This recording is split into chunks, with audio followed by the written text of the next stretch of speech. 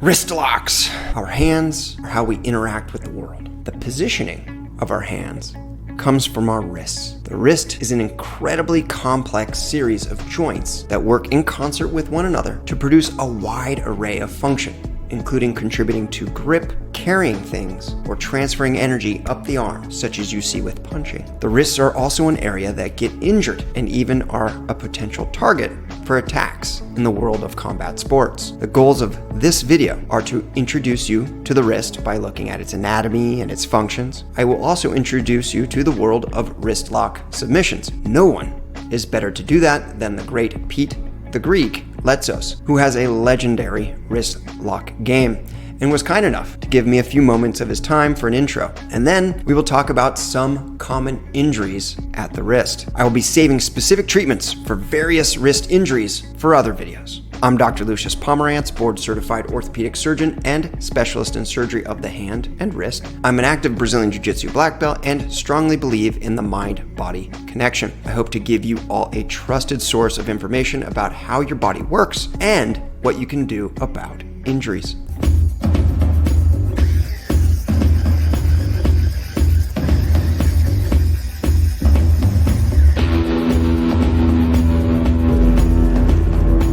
So, the anatomy.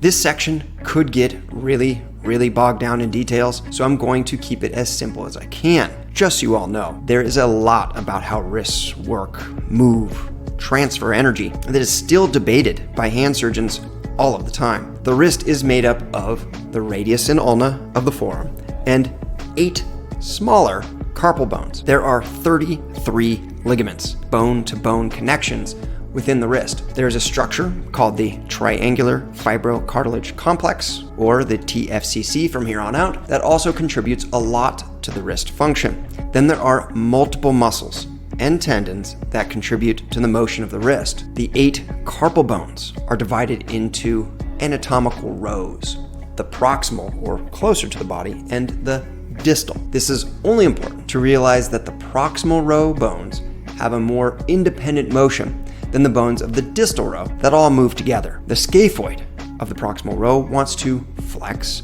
and the triquetrum wants to extend. But because there are ligaments connecting them via the lunate, these opposing forces cooperate through ranges of motion of the wrist to produce some pretty cool function. The tendons that move the wrist directly and indirectly start at the forearm and cross the wrist and attach to the metacarpals or down into the fingers. The metacarpals are tightly linked to the distal row. They all move together. There are no direct attachments of tendons that influence the motion of the proximal row. The motion of these bones are dependent of the motion of other parts of the wrist. The TFCC is a unique structure that is made up of tissues like the meniscus of the knee. You can see my whole separate video on that. Also, there are ligaments that connect the ulna to the carpal bones. The TFCC acts as a shock absorber, stabilizer of joints, assists in force transmission through the wrist, and of course is part of the movement of the wrist. Wrist motion. There are perhaps 7 theoretical models of how the wrist moves, but none fully explain everything we see the wrist doing biomechanically. And all we need to do is be talking about the basics. The wrist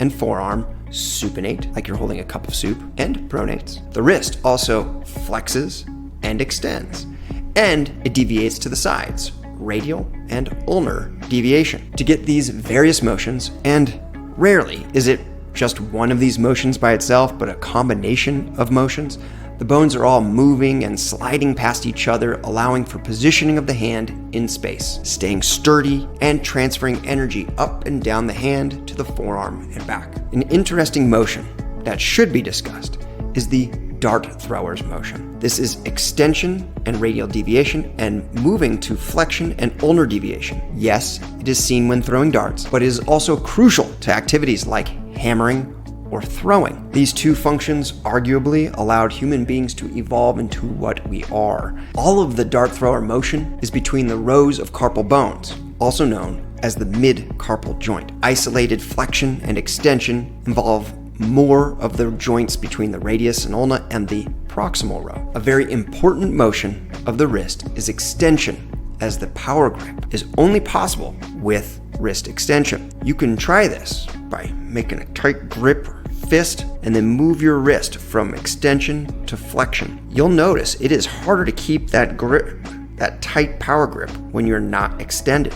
Wrist locks. These interesting submissions that are fairly rare, but definitely can happen. As Pete the Greek reminds us, why ignore 5% of the body? Most of the attacks on the wrist joint are based on taking advantage of our hands interacting with the world. Wrist locks can occur because we have committed our hands to gripping, or blocking, or pushing our opponent away. The hand is then trapped, and the forearm is then manipulated to force the wrist into positions it does not want to be in. Here's a little intro from Pete the Greek. Pete the Greek here with Dr. Luke. I'm going to go over some of the wrist locks. I'm going to show you guys a couple of ways. I like to dominate the joint below. I want to dominate the joint below the wrist, which is the elbow. Flare it. I'm trying to get it and I punch right there. So now this one's going to be in there like this. If he doesn't tap, you go to the back. And look, I still have wrist locks here. I still have wrist locks. Right, so those are some of the wrist locks. I know a lot of them. You're the master.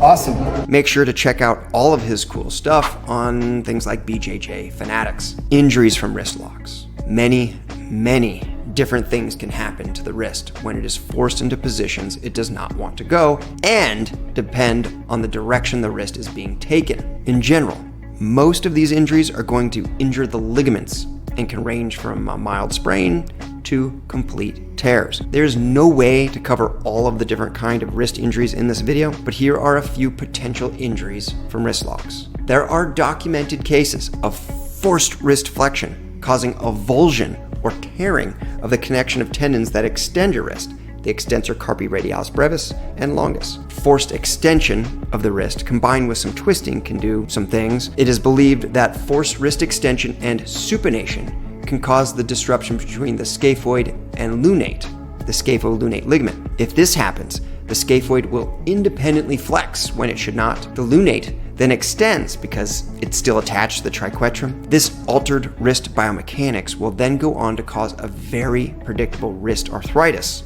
10, 15 years down the road, when many people just thought they had a wrist sprain. Injuries happen to the TFCC, either through traction, which is pulling, twisting through the ulnar aspect of the wrist, or with the wrist in extension combined with pronation. TFCC injuries result in painful wrist motion, especially with turning a key. Some of the things I hope you got from this. Wrist locks are a legitimate attack in combat sports, though not common. Wrist injuries are common. They should not be ignored, as you could pay for it down the road. It is best to see a specialist given the complexity of the wrist joint. It is best to get an exam and x-rays. Sometimes MRIs are necessary to see things like torn ligaments or structures like the TFCC. Stay tuned for more videos in the future about wrist injuries and other topics. Make sure to subscribe, set the notifications, share with your friends, and definitely please make comments or share your stories. I am pretty good at responding in the comment section. I'm Dr. Lucius Pomerantz, orthopedic surgeon and specialist of the hand and wrist. Thank you for watching.